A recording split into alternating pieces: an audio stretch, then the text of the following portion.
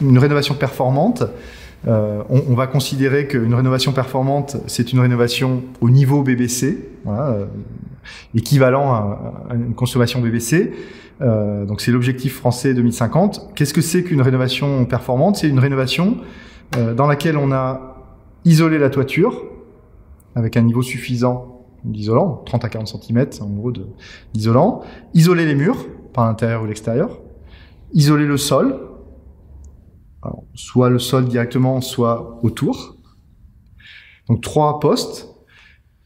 Changer les menuiseries extérieures, donc les fenêtres et les portes, pour mettre des fenêtres et des portes performantes. Changer la chaudière pour en mettre une performante. Changer la ventilation pour en mettre une performante. Donc on a 6 postes de travaux. 3 postes d'isolation, un poste de menuiserie et 2 postes de système énergétique, donc système ventilation, système chauffage.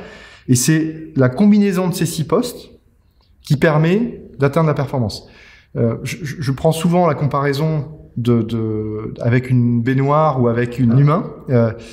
Un bâtiment, si on le chauffe, c'est parce qu'il fuit. On n'aurait pas besoin de chauffer un bâtiment s'il fuyait pas. Et donc, tout l'enjeu de la rénovation énergétique et de la rénovation performante en particulier, c'est d'aller chercher le maximum de colmatage des fuites pour que notre baignoire, elle fuit pas. Et donc ça veut dire de faire une continuité d'isolation.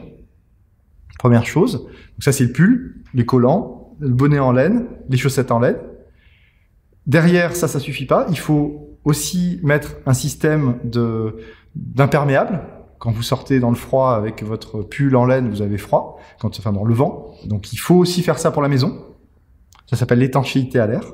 Donc il faut éviter qu'il y ait des entrées d'air parasites de tous les côtés. Si vous avez un gros isolant, mais que l'air peut passer à travers, vous allez avoir froid quand il y a du vent. Donc ça, on colmate ces fuites-là et on fait en sorte qu'il n'y ait plus d'entrée d'air parasite.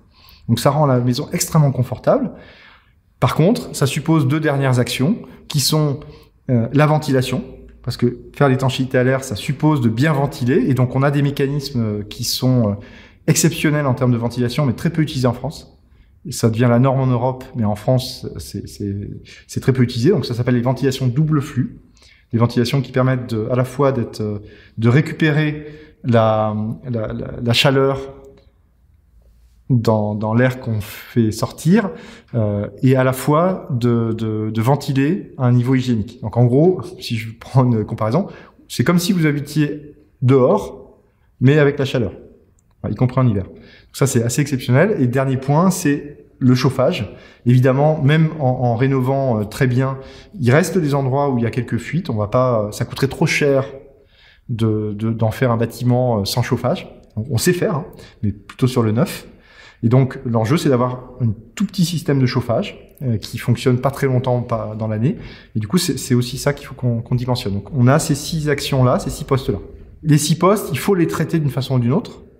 Alors, on a une possibilité, on n'est pas obligé de tout casser au sol pour isoler. On sait faire avec des compensations sur certains postes. Mais globalement, il faut traiter les 6 postes.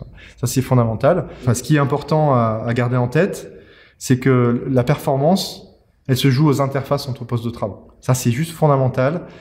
Et c'est quelque chose qu'on formule comme ça depuis quelques mois seulement ou 2 ans. C'est assez récent de le formuler comme ça, mais c'est juste fondamental. En fait, c'est vraiment dans l'interface des postes que se trouve la performance. Entre mur, toiture, fenêtre, mur, chauffage et enveloppe aussi, pas avoir une chaudière trop dimensionnée, trop grosse, etc. Donc ça, c'est vraiment important en termes de dimensionnement.